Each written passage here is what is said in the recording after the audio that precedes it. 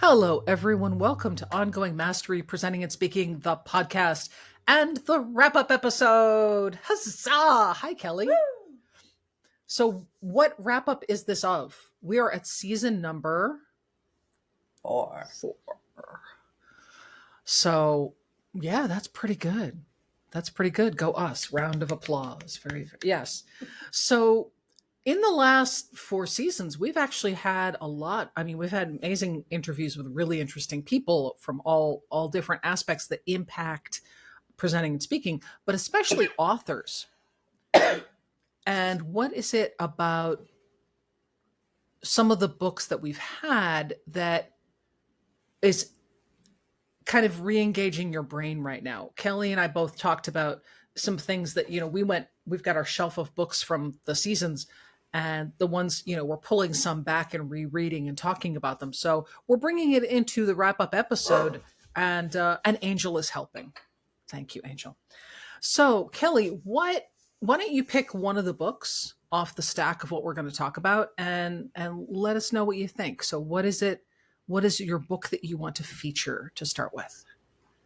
So I have How to Tell a Story from the Moth. Okay. About a year ago. There we go. About a year ago, in April 2022, we went to a Moth Grand Slam storytelling event. It was the first one for both of us, and we need to go back. Yes. And what I love about this book is the way it talks about both writing stories and performing them. The Moth is storytelling live on stage. Yes. And so this book has a lot of insights about crafting the story you want to tell and then performing it. So one of my favorite insights: do you know the difference between an anecdote and a story? Yes. So what is the difference between an anecdote and a story, Kelly? An anecdote is short and generally shallow. We're entertained by it, but it doesn't have a long-lasting effect. We move on pretty quickly. A story has an arc. A story might start with an anecdote, might build on several anecdotes together, but it goes somewhere. It evolves. Nice. I like it. And yeah, the Moth Storytelling Hour, for those who are not aware, please look it up and just check it out. You may have one in your area. It's an amazing experience. It is. Fantastic. All right. And So, of course, yes. Well, of course, we have to mention they talk about stagecraft and speaker choreography. They don't use those words, but that's what they're talking about in terms of how you hold yourself and how you move, and that you don't want to be acting out your story, right? Mm-hmm. Hand gestures are different from acting your story. Yeah, the classic William Shatner death scene acting is not needed to tell your story. Right. One of the things, actually, I think the best one would be the Pee Wee Herman eternal death scene. Like, that's my favorite. But what I really love about the Moth is that people really own they own the bravery of it. Everybody recognizes that public speaking and storytelling it's a powerful experience. It's a passionate experience. And it's also one that it causes a lot of nerves. It can be really scary. And the recognition of what people are giving when they go up on stage is so nice, because most events that I'm at, I see it from the speaker side. So I'm looking at it from the storyteller side. Most events, people don't recognize what it takes to get up on a stage. And that even experienced people, still have nerves. Like, my butterflies have never gone away. They just fly in formation now. Like, that's how that works. But I keep them because it's my battery. Yeah. So with the Moth, I love that. Okay, is there why don't I hold up a series of books, and Kelly, which one are we talking about next? Na na na na na na. Well, let's talk about the one in back first, Cait's Bouncebackability. Yes, I love it. So this is all about resourcefulness. This is all about endurance. What is wonderful about Cait, so Cait is Caitlin Donovan, and she is a dear friend of ours that we met through a group called Innovation Women, which is a speaker visibility bureau. It's fantastic. And what I love about Cait is she is one of the go-to people for dealing with burnout and the understanding of entrepreneurial burnout. So what Yeah. she brilliantly did is she looked at the fact that a lot of the burnout information was all geared at corporate, and it Mm. wasn't really factoring in that a lot of entrepreneurs are one-stop shops. And so it didn't quite do. So as a guide, Bouncebackability is just fantastic. Her podcast, Kelly, what is Cait's podcast? Fried, the Burnout podcast. She's got an icon of a cast iron skillet with a fried egg on it. And that little emoji shows up everywhere with her name. And it really just reinforces that sense of being crispy. Yeah. Yeah, definitely recommended. We love her. So I'm going to pick one off the stack, which is I'm going to pick the cover of the joke that wasn't. So Brilliance, understanding the creative mind. So Schuh is an old friend of mine. About 150 years ago, I went to Adobe Max, and I think it was in LA. I don't, heck if I know. But one of the things that y'all know about me is I'm a very chatty Cathy. So I went and I sat on a bench next to this guy, and we're talking about the conference, and I started nattering at him, and he was lovely and charming and funny and intelligent, and he's like, so it seems like there's some things you're thinking about, and just started slowly pulling stories out of me, because Jay has this power of listening and Mm. like really getting to the depth of things. And within, oh God, I mean, we talked forever on that bench. But by the time we stood up, he had asked me very deep, insightful questions about myself and my relationships and my view of myself as a person. Like it went there Wow. fast. And that's life with Jay. Like Jay's a guy who he can just be a total teddy bear, and he can also be someone who looks at you and goes, there's something hurting you. What is it? Like Mm. he's that person. So Brilliance. Do you remember what the joke is about the cover, Kelly? I do. It's a joke that failed because of what's that font? Comic Comic Sans. Sans. so so Jay put the font that all designers hate with a burning passion, Comic Sans, in his book, on the title of his book, for a reason, because what he was doing was he was showing, you can't judge a book by its cover. Only that message didn't get across.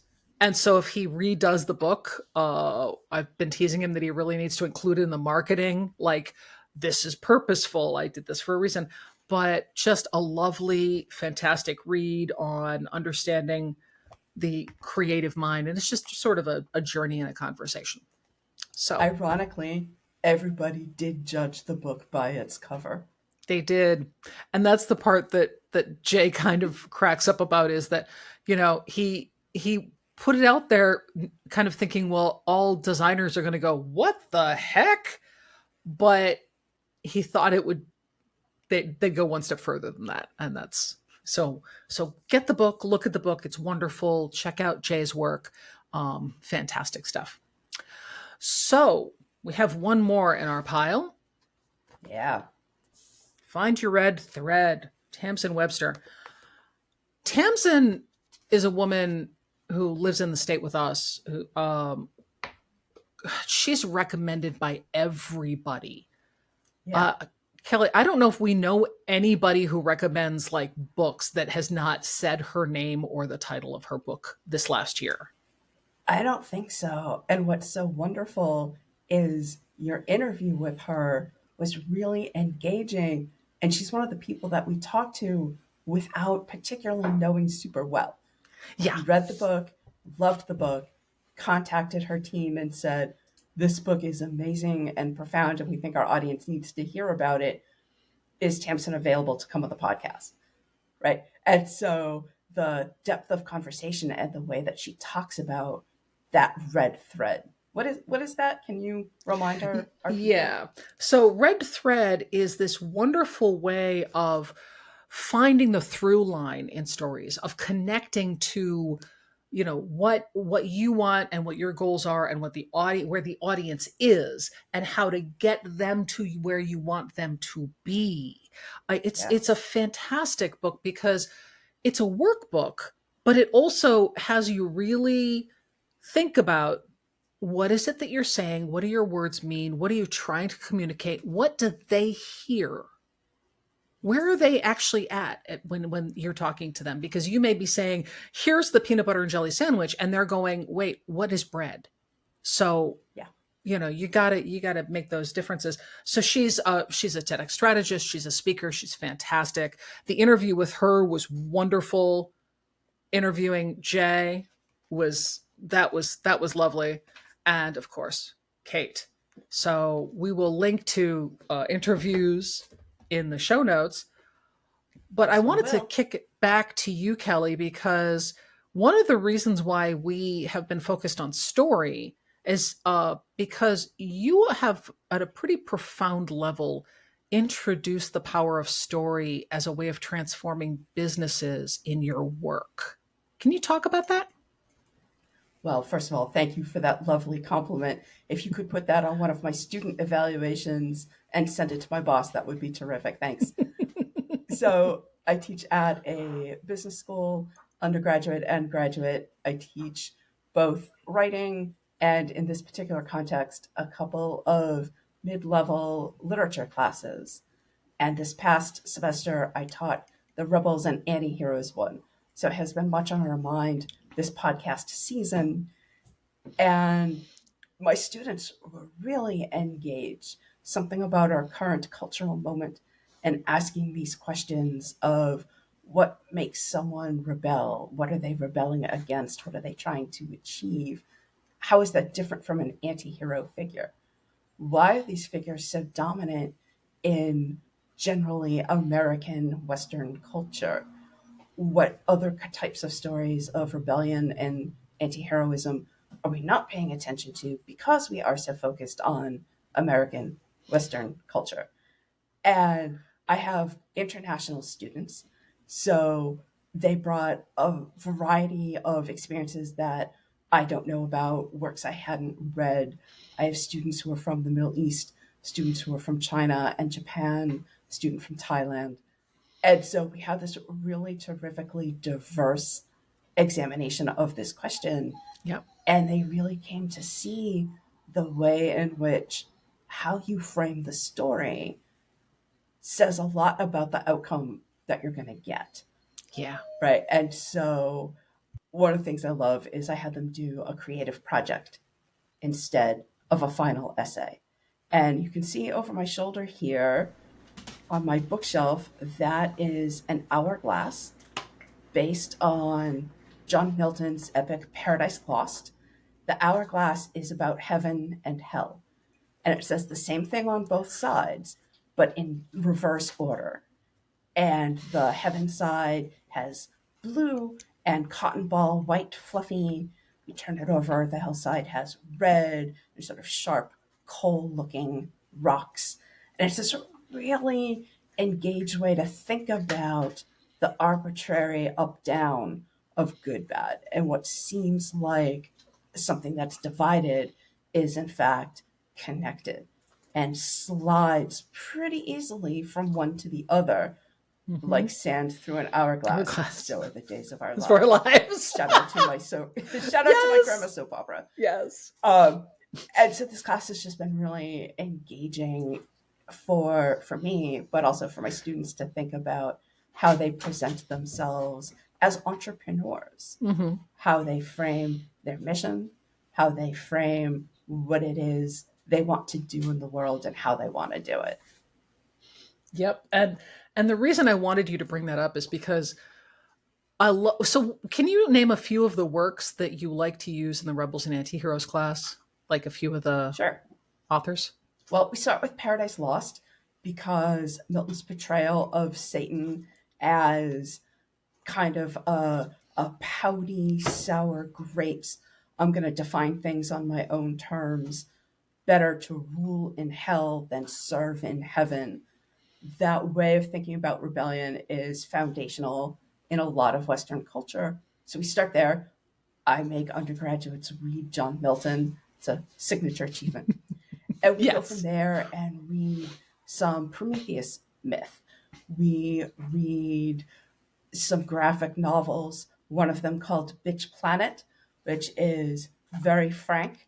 And for some of them, the first time they've encountered such a thing, it includes full frontal nudity of women because it's about imprisoning women on a planet for being out of order, Mm. right? So we have a lot of discussions there, especially with why the nudity, right? So it's a provocative way to talk about this without being all giggly about it.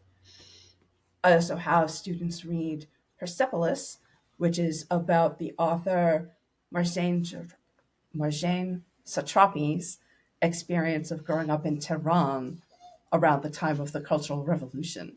And her art style is black and white Mm-hmm. and fairly crude art style. And the contrast with this glorious, rich cover and the art Mm-hmm. style within, again, is a way of talking about this is her childhood memory of these experiences. The drawings are childlike in some Yeah. ways. And students really appreciate that this is a female protagonist in an Islamic context, Mm-hmm. in a political moment that might predate their birth, but is still relevant right now at Mm-hmm. pretty much any time. Yep. And so we sort of look at these different texts that are artifacts of the time they're written, but are also continuing to be important. A lot of my students might think that a poem from 1819 is, nice and all of that, but then they see echoes of it everywhere and they're like, oh, I didn't know that was an echo of this earlier work. It's like, right, that's why you take my class. Yeah. The callbacks and the connection points are wonderful.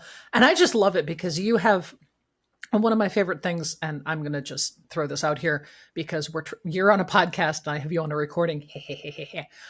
You have done something I consider miraculous, which is to get a notable number of people to understand Frankenstein's monster and the actual way the original work was created, which was no, the monster wasn't the bad guy.